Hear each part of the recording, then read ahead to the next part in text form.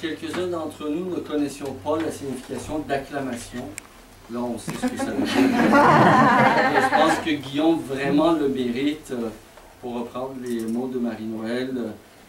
Moi, je connais Guillaume depuis avant Québec solidaire, n'est-ce pas? Depuis une époque, disons, où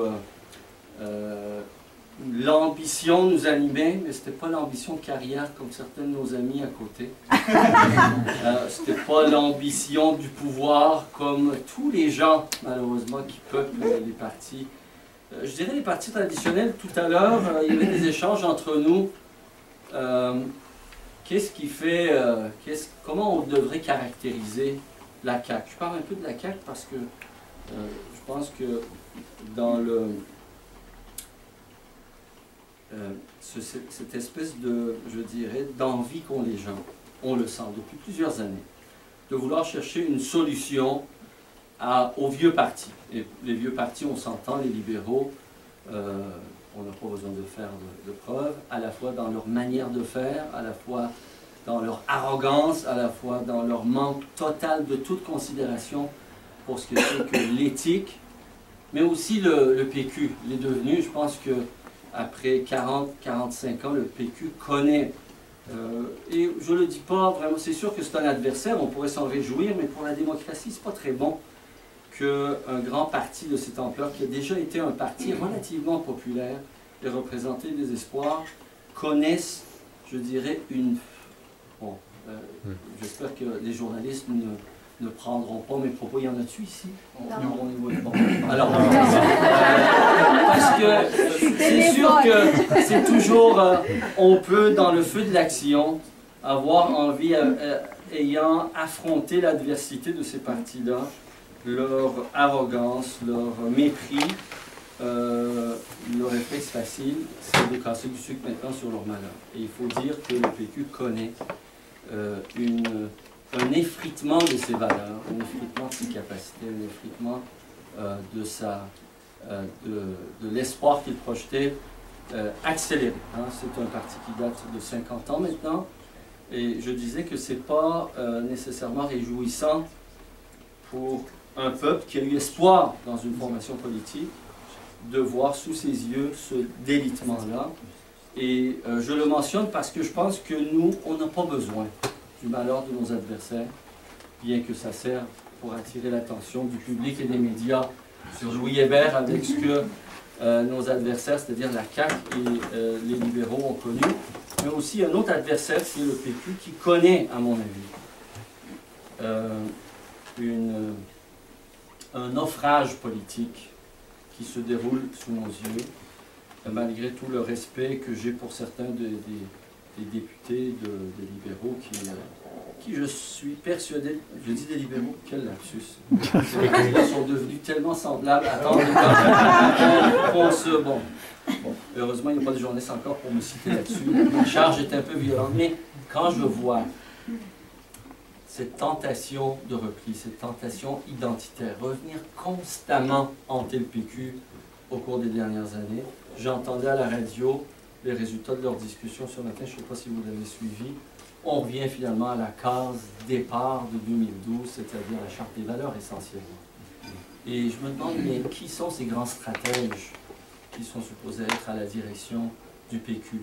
Qui sont ces gens qui se disent si attachés à l'indépendance du Québec pour commettre année après année, cycle politique après cycle, les mêmes erreurs et de se laisser encore engouffrer dans le chemin très étroit des politiques identitaires, des politiques de ressentiment, des politiques de repli sur soi qui, d'un point de vue d'indépendantistes comme nous le sommes, des indépendantistes que nous sommes, n'augurent rien de bon pour le projet indépendantiste du Québec parce que, pour le meilleur ou pour le pire, et malheureusement encore trop souvent, le PQ est attaché au mouvement indépendantiste du Québec et tout ce qui fait entache et nuit à la réputation du mouvement indépendantiste. Et c'est ça qu'on est en train de suivre et de vivre sous nos yeux depuis les 2 derniers grands cycles politiques, c'est-à-dire celui où on a vu le PQ gagner le pouvoir en 2012, puis ensuite se tromperait complètement de cible et d'objectif, et en tombant dans les politiques identitaires, dans les politiques qui frisent la xénophobie, et aujourd'hui encore, dans l'autre cycle, voir comment Jean-François Lisée a pris la direction de ce parti, d'abord en manipulant les opinions alentour des politiques de ressentiment et de peur, et encore une fois au Congrès, voir comment la mécanique se met en place de la même façon. J'en parle parce que c'est sujet d'actualité, et parce que nous serons appelés éventuellement, je pense, dans les contacts qu'on va avoir, dans le porte-à-porte qu'on va faire. Je m'excuse si je suis un peu trop long. Ensuite, tu auras tout le temps que tu ne parlais pas à ça. Oui. Non, je sais, d'habitude, j'ai la réputation d'être concis et bref. On va faire du porte-à-porte.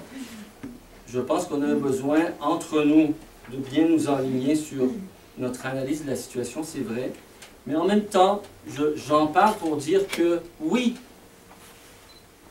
ça nous frappe, ça nous agace, ça nous taraude de voir ce que nos adversaires sont capables de faire de pire, et ils en font de toutes sortes de façons. Pour les deux cas du Parti libéral et de la CAQ, c'est entendu, pour le cas du PQ aussi. Mais je pense que là, maintenant, on a tout à gagner de tabler sur nos propres forces. Ce qu'on a à emmener au public, à emmener aux citoyens en matière d'éthique, en matière d'intégrité, en matière de constance, en matière de cohérence de notre discours, de justice sociale, d'égalité entre les hommes et les femmes, de souci de la protection de l'environnement à chaque fois qu'on a à décider pour nos projets futurs. Et là-dessus, moi je pense que Guillaume, d'après les dernières conversations qu'on a eues, et son équipe semblent vouloir faire une campagne positive. Alors dans les 3 heures qu'on passera ensemble, moi je pense que dans le porte-à-porte, c'est là-dessus qu'on va tabler sur le 15 $ de l'heure, sur notre souci de protéger le territoire du Québécois, de la mainmise des pétrolières sur notre territoire, de comment un gouvernement Québec solidaire va améliorer l'éthique dans la gestion des affaires publiques. Et je suis d'autant plus fier d'être là avec Guillaume, que ça fait des années, et je reviens à ce qu'a dit Marie-Noël, que comme bien des militantes et des militants Québec solidaire, Guillaume s'est dévoué sans aucune espèce de calcul, sans aucune espèce d'attente par rapport à ce que pourrait lui emmener une implication politique, contrairement à ce qu'on connaît chez les autres partis, dans le seul but de se rendre utile au service d'une cause, qui est la cause de l'intérêt supérieur, du bien commun, du bien public et du commun. Alors merci Guillaume d'être là. J'espère qu'un jour, moi comme député, que nous comme membres du parti, on sera être à la hauteur de tout le dévouement que tu as fait, puis d'être capable d'être à tes services d'une autre façon au moment opportun. Merci Guillaume.